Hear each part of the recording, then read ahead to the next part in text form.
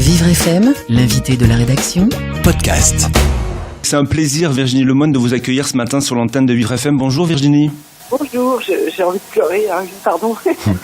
Il y a beaucoup d'émotions ce matin. Oui, je suis très émue par tout ce que j'ai entendu, par le témoignage de Stéphane, par les questions très pertinentes que vous posez.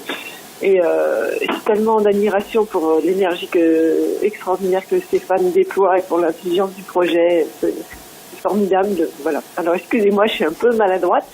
Il n'y a pas de souci. Virginie, on vous retrouve donc sur scène la semaine prochaine pour ces soirées exceptionnelles du 11 au 17 juin à l'Alhambra. Qu'est-ce qui vous a séduit justement dans le projet de Stéphane? Pourquoi vous avez décidé de devenir marraine des Funambules?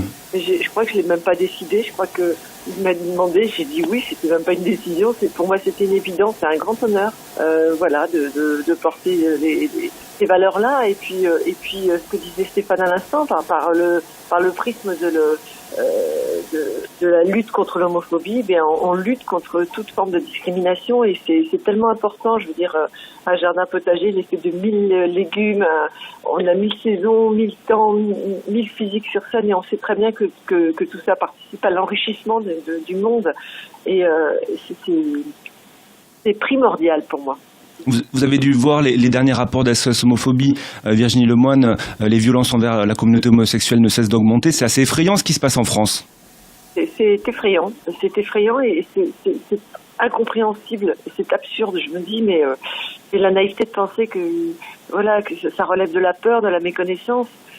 On a d'ailleurs avec Stéphane m'a raconté des témoignages tellement bouleversants de papas, par exemple, qui sont venus, mais ils ont fait comme la démarche de venir assister à un concert des Funambules et qui ont complètement changé d'avis et puis qui après ont décidé qu'ils encourageraient leurs enfants et qu'ils les accompagneraient quelles que soient les orientations sexuelles de leurs enfants. Et ça, c'est des petites victoires absolument formidables.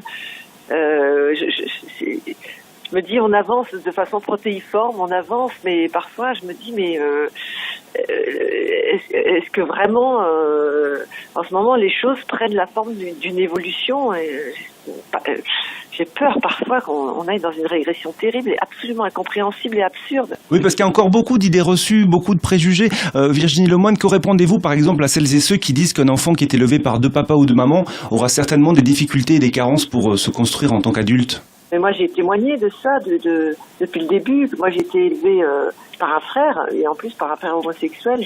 Je me suis même pas rendu compte d'ailleurs qu'il était homosexuel, parce que pour moi, c'était aucun sujet de conversation là-dessus. Je m'en foutais complètement, c'était lui. Et je n'ai cessé de témoigner du fait que à partir du moment où on donne de l'amour à un enfant, l'enfant se construit. Voilà, ça paraîtra poncif, mais c'est juste la vérité. Un enfant qui est mal aimé, quelles que soient les personnes, il va le construire avec difficulté. Quand un enfant est aimé, entouré, quelles que soient les personnes qui l'élèvent, l'enfant va se construire. Et en plus, on avait beaucoup d'enquêtes, il y a beaucoup d'études, et c'est très bien, parce que ça donne une vraie réponse, de par le monde, à des gens comme moi, qui sont aujourd'hui devenus adultes, et dont on se rend compte qu'ils sont parfaitement intégrés, il n'y a aucun déséquilibre. Enfin, je pense que j'ai simplement une vie normale, une vie construite, et je dois tout à la pédagogie extraordinaire de mon frère aîné. Voilà, on le sait, alors... de toute façon, c'est les couples hétérosexuels aussi qui mettent au monde des enfants homosexuels. C'est pas parce que deux homosexuels ont élevé un enfant qui va devenir homosexuel. Je sais pas ce qu'on est en train de se raconter, mais c'est absurde. Je ne cesse de témoigner. Ce qui compte, c'est l'amour, c'est ça, Virginie Lemoine? Oui, l'amour et l'attention, bien sûr. Bon, merci beaucoup Virginie, merci beaucoup d'être venue sur l'antenne de Vivre FM, d'avoir pris un peu de temps parce que je sais que vous avez un emploi du temps très chargé, vous allez être à Avignon cet été, vous êtes en pleine répétition, vous allez jouer dans la pièce Meurtre mystérieux à Manhattan, un scénario de Woody Allen, une adaptation et mise en scène d'Elsa Royer, et puis on vous retrouve forcément la semaine prochaine du 11 au 17 juin pour 7 concerts caritatifs, les Funambules, ça se passe à l'Alhambra. Merci beaucoup Virginie. Vivre FM, l'invité de la rédaction, podcast.